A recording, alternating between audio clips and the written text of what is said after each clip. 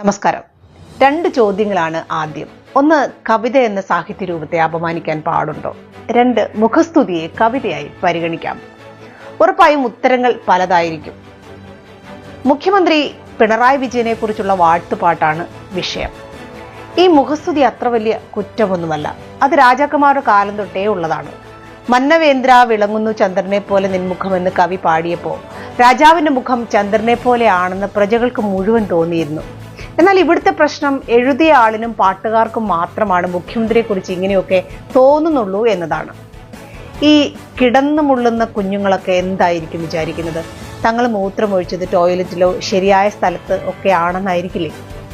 യഥാർത്ഥത്തിൽ കുട്ടി മൂത്രമൊഴിച്ചത് കിടക്കയിലാണ് താനും. ഏതാണ്ട് ഇതുപോലെ ഒരു തോന്നലാണ് പൂവത്തൂർ ചിത്രസേൻ എന്ന മഹാകവിക്ക് ഉണ്ടായത്.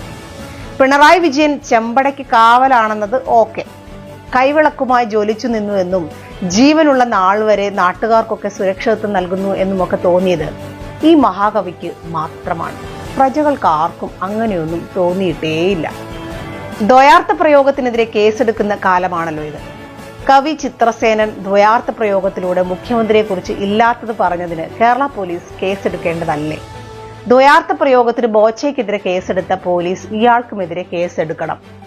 കുന്തി ദേവി എന്ന പദം അശ്ലീലമാണെന്ന് തോന്നിയ പോലീസിന് പടയടിക്ക് നടുവിൽ വിളക്കും പിടിച്ചു നിന്ന പിണറായി വിജയൻ എന്ന പദപ്രയോഗവും അശ്ലീലമായി തോന്നേണ്ടതല്ലേ? മറ്റൊരു കാര്യം, മുഖസ്തുതി പാടിയതിന്റെ പേരിൽ വിരമിച്ചു പോയ പൂവത്തൂർ ചിത്രസേൻ എന്ന ഇടതുപക്ഷ കവിയെ വീണ്ടും ആഡംബരത്തിൽ നിയമിച്ച കഥ സർക്കാർ ജീവനക്കാർ വായിച്ചില്ലെങ്കിൽ വായിക്കണം. എന്നിട്ട് പണിമുടക്ക് പിൻവലിച്ച് നാളെ മുതൽ പിണറായി സ്തുതികൾ എഴുതി തുടങ്ങണം. 5.5 ലക്ഷത്തോളം പിണറായി വാഴ്ത്തുകൾ കേരളത്തിലെ സർക്കാർ ഓഫീസിൽ നിന്ന് പിറവിയെടുക്കുമ്പോൾ ജീവനക്കാർക്ക് DAയും ശമ്പള പരിഷ്കരണ കുടിശ്ശികയും ഒക്കെ ഉറപ്പായും അക്കൗണ്ടിലെത്തും.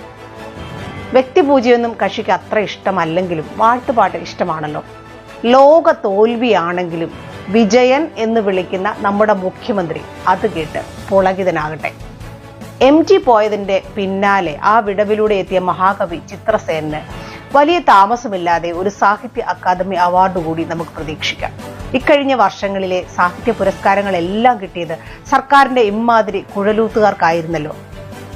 കാണിക്കുന്നതൊക്കെ ശരിയല്ല എന്ന് പറയാൻ ഒരാളും സാഹിത്യ കേരളത്തിൽ ഉണ്ടാകുന്നില്ല എന്നതാണ് സങ്കടകരം. ഇനി ഉമ്മൻചാണ്ടിയെ കുറിച്ച് എങ്ങാനുമാണ് വാഴ്ത്തുപാട്ട് എഴുതിയിരുന്നതെങ്കിലോ? ഇളയതും മൂത്തതുമായ ഇടതുപക്ഷ സർക്കാരിന്റെ കുഴലൂത്തുകാരായ സാഹിത്യകാരന്മാരൊക്കെ വാളും പരിചയമായി ഇറങ്ങിയേനെ. സാഹിത്യം എന്ന് പറയുന്നത് സത്യത്തിന് നിരക്കുന്നതാവണം, സമൂഹത്തെ മുന്നോട്ട് നയിക്കുന്നതാവണം. ഇവിടെ പിണറായി വാഴ്ത്തുപാട്ട് എഴുതിക്കൊണ്ടിരിക്കുന്ന സാഹിത്യകാരന്മാർ സമൂഹത്തെ മുന്നോട്ട് നയിക്കുന്നത് പോയിട്ട് എങ്ങോട്ടേക്കാണ് കൊണ്ടുപോകുന്നതെന്ന് അവർക്ക് പോലും അറിയില്ല. പിണറായി സ്തുതിപ്പെഴുതാൻ തയ്യാറെടുക്കുന്ന, പാടാൻ വേണ്ടി ലീവ് എടുക്കുന്ന ജീവനക്കാർ ഇടയ്ക്ക് ഓർക്കണം കേട്ടോ, ഓരോ ഫയലും ഓരോ ജീവിതമാണെന്ന്. അപ്പോൾ വിപ്ലവം വീണ്ടും വിജയിക്കട്ടെ.